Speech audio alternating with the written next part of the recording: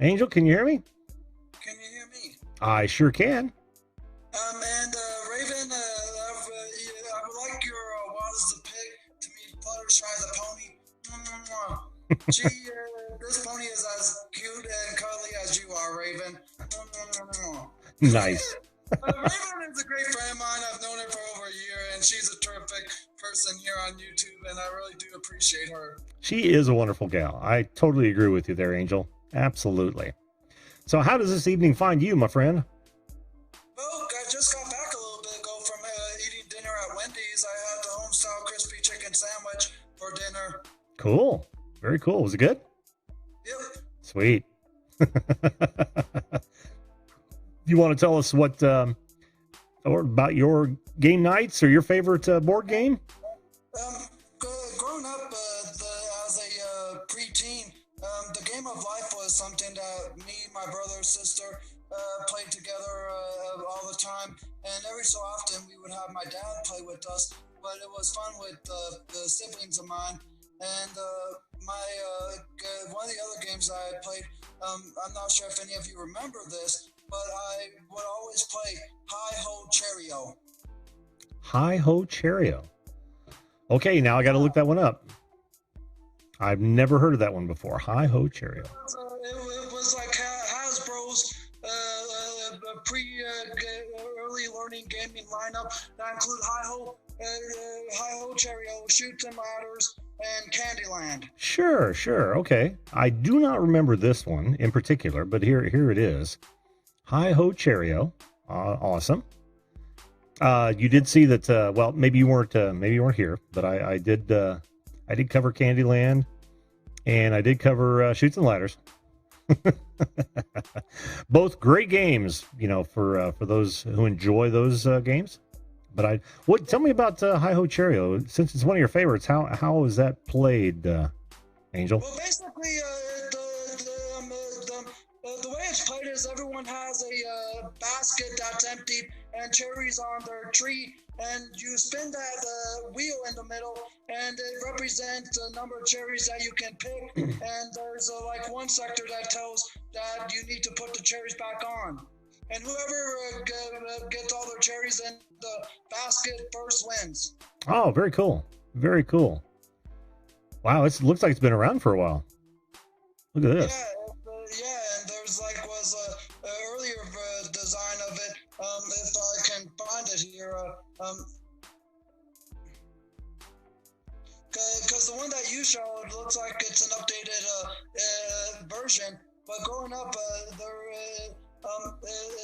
there was 3 kids around the tree. Is that if I send it to you? There you go.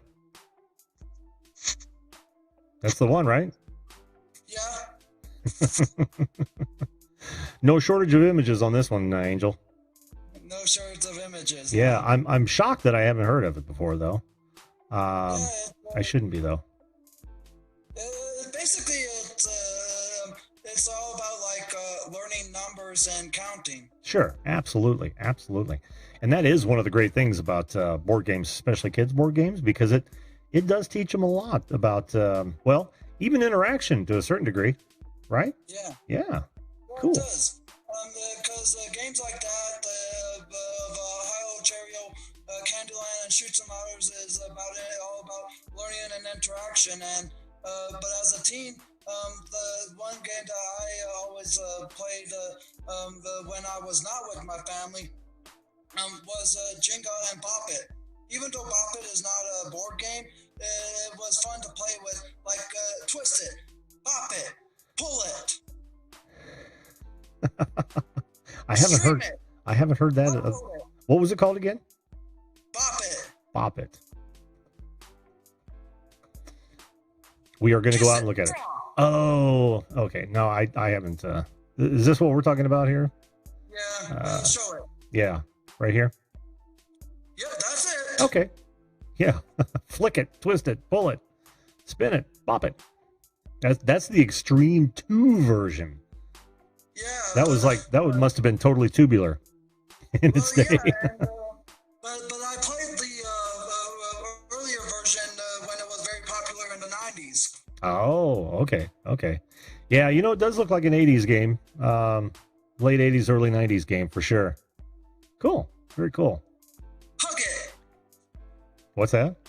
I said hug it. Oh, I was gonna say let's keep this on a family level, Angel. But you know, with my vacuum, I can suck it. Nice. I knew we were going there. You do love your vacuums, don't you?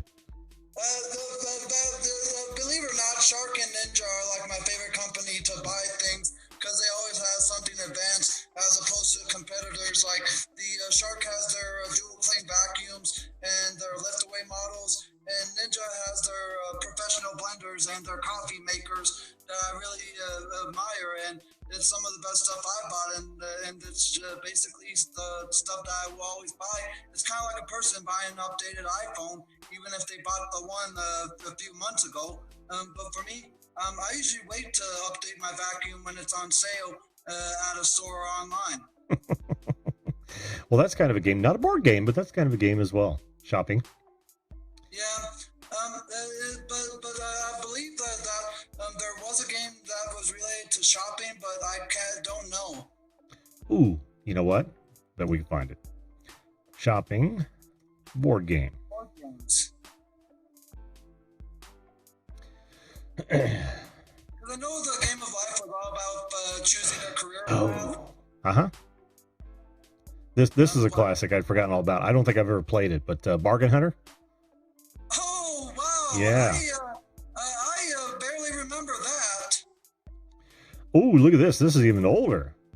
This is shopping at the supermarket. Wow, that looks like a 60s with the design of it looking like it was designed by someone who wrote and produced the Jetsons. Or maybe it was earlier. Maybe it was Leaves to Beaver. Same people did that show. And then they've got a relatively new one called Mall Madness, which I've never ever heard of either. I haven't heard of that one. Very cool.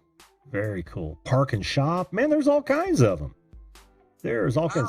And I imagine that there's probably some based on some game shows which you would be interested in. Like what was that game show where they had to run around with shopping carts and fill them up as quickly as they Supermarket Sweep. Right. I bet there's a home game for that as well. Ooh, look at this. There's probably was a game from the 90s because that's when that game show was very popular. Yeah. Was throughout the 90s. Yep, absolutely. Or look at this old one here, Park and Shop. Oh. Milton Bradley Company. Nice. Wow. Nice. Another shopping game. There's a lot more shopping games than I thought. Wow, a lot of those shopping games I'd never heard of. A few I may remember, but several of them never heard of. Me neither. God, there's another one. This is actually Supermarket, but it's not Supermarket Sweep. Oh, wow. Yeah, that's cool, isn't it? Yeah. Who knew? Ooh, Bull in a China Shop. Now there's my kind of shopping game. Ooh, yeah, excuse me. Bless you. Thank you. Here, Bull in a China Shop. That looks fun. Good Lord. There's just a ton of...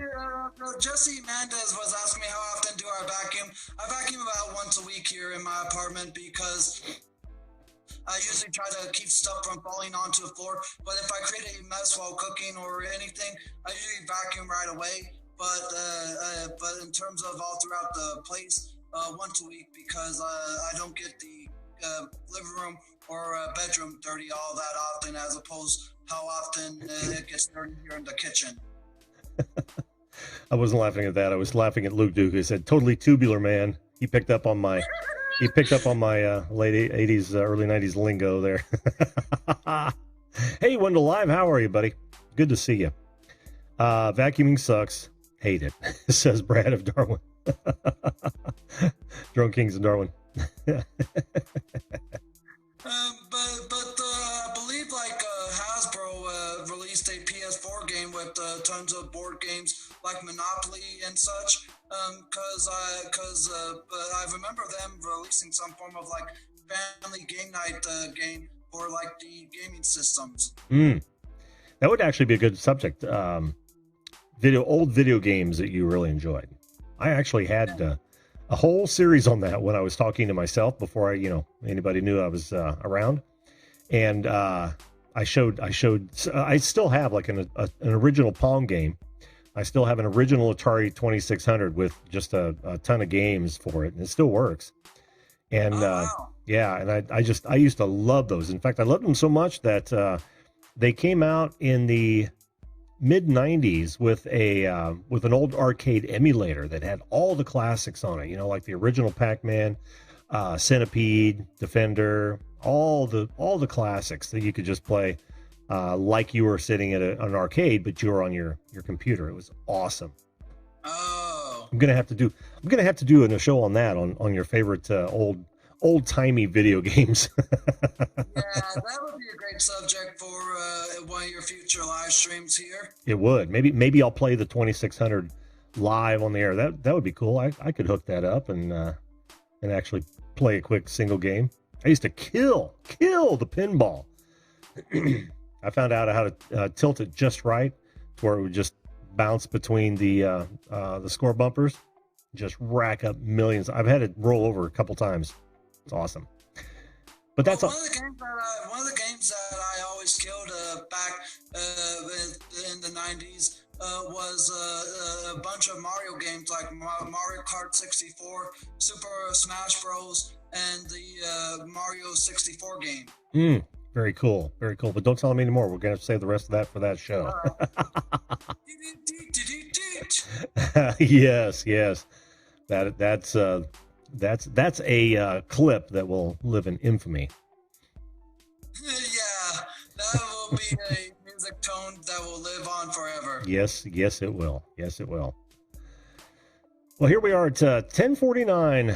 Angel, do you have any other board games that you just totally dig or want to talk about? The other game was Monopoly Junior, not the Monopoly one with the $200 when you pass go, but more so of a junior version for the youngsters. That was another game that I always played. Yeah. Like I said, I haven't played any of the Monopoly variations. I guess I should jump into some of those. Maybe next time we play. I think we've got one upstairs, but I've never ever opened it. I know that my son used it when he was here, but one of these days I'm going to have to, just to see what they're all about. I was amazed at what Raven was telling me and how the mission has just totally changed, but the rules are kind of the same. And even though this game is not necessarily a board game, it was more so of a game that was card related. But one of the games I played during a break in between classes with classmates all throughout my school years was Uno. Oh, yeah.